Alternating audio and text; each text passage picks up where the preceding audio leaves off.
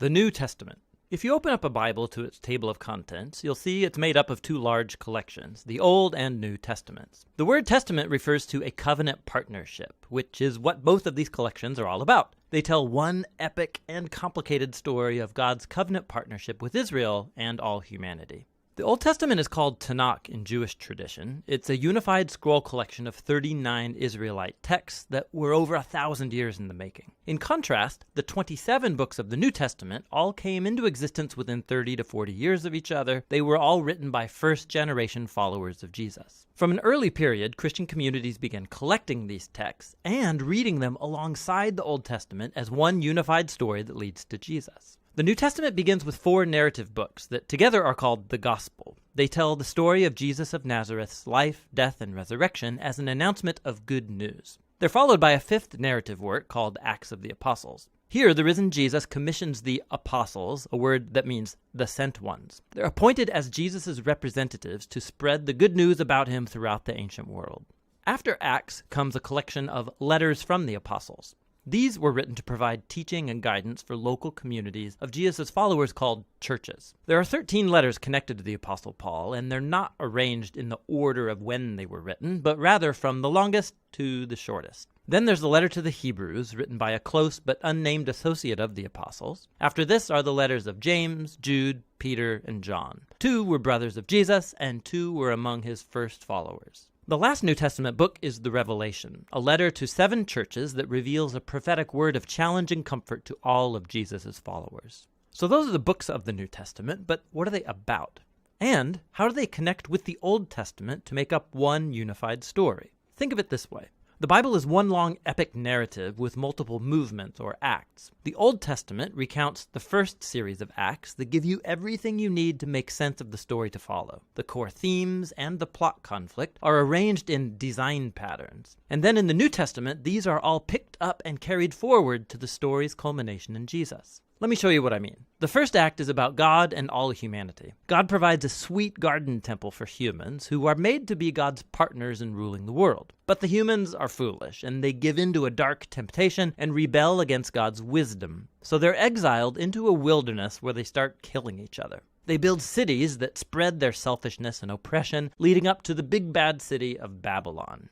But God loves the world and its foolish humans, so he sets in motion a rescue plan by promising the arrival of a new human who will destroy the evil that has lured us into self-destruction. The next act of the biblical story is about God and Israel, and it develops the themes and patterns of the first act. God calls a new humanity out of Babylon into a sweet garden land. Abraham, Sarah, and his descendants, the Israelites. God promises that through them, divine blessing will be restored to all of the nations. Surely these are the new humans that we're waiting for, but the Israelites repeat humanity's rebellion against God, building their own violent cities that lead to self-destruction and another exile in Babylon. But God sustains his promise that the new human will come from Abraham's lineage. It will be a priest king who will now have to rescue both Israel and humanity from Babylon to restore God's blessing to the world. Now, notice how these 2 acts are designed according to the same pattern. The second act is a longer and more violent version of the first, and together they explore the tragic human condition, but they also highlight God's promise, which is developed more in the next act, the Old Testament prophets and poets. The prophets accused Israel and all nations of their evil, and they announced that one day God himself would arrive to bring the day of the Lord and deliver his world from Babylon. He would do it through a promised royal priest who's going to suffer like a slave and die for the sins of Israel and all humanity, but then he'll be exalted as king over the nations. He will call others to leave Babylon and join the new covenant people who will partner with God to rule over a new Jerusalem, that is, over a new creation. And so the Old Testament concludes by anticipating a new act in the story.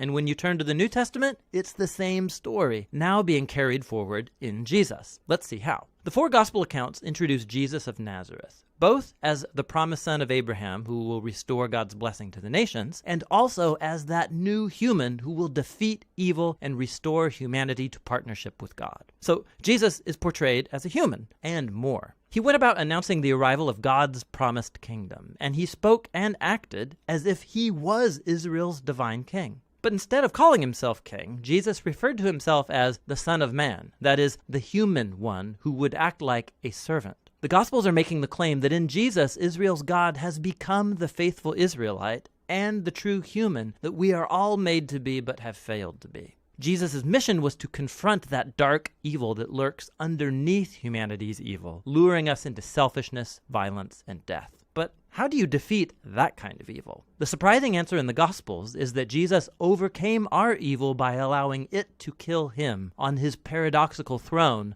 the cross, where Jesus died for humanity's evil and sin. And it's where he lived out what he taught, that nonviolence, forgiveness, and self-giving love are the most powerful things in the universe. And because God's love for his world is stronger than evil or death, Jesus was raised to new life as the prototype of a new humanity, and this brings us to the story of Acts. Through the Spirit, God empowers Jesus' followers to spread the life and love of Jesus out into the world as they invite people to leave their old humanity and join Jesus' multi-ethnic family, the new humanity. This is where the letters from the apostles fit into the story. Here the apostles address early Christian communities, and they show how the good news about the risen King Jesus changed history and should reshape every part of our lives. They also explained the good news by constantly appealing to stories from the Old Testament and the stories of Jesus, showing us how to see our own life stories as part of the epic biblical story. So all humanity is trapped in a Babylonian exile, but Jesus came to create a new home. We're all living in different kinds of Egyptian slavery to selfishness and sin, but Jesus died as the Passover lamb to liberate us into the promised land. Our old humanity is bound for the dust of death, but Jesus' resurrection opened up a new future for a new humanity. We live here in the current evil age, but through Jesus and the Spirit, a new creation has burst open here and now. And this leads us to the book of Revelation, where the whole biblical story comes together in powerful symbolism and imagery.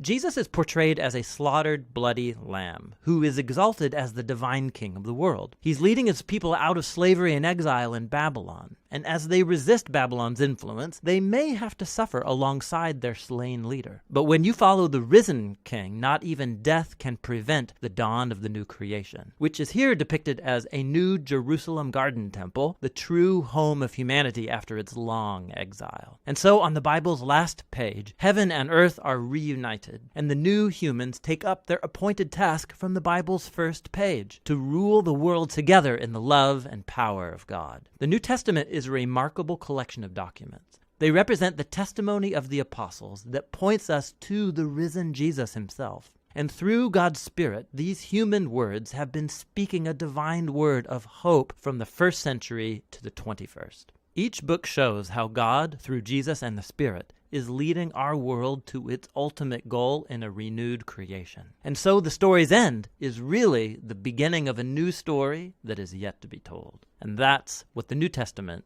is all about.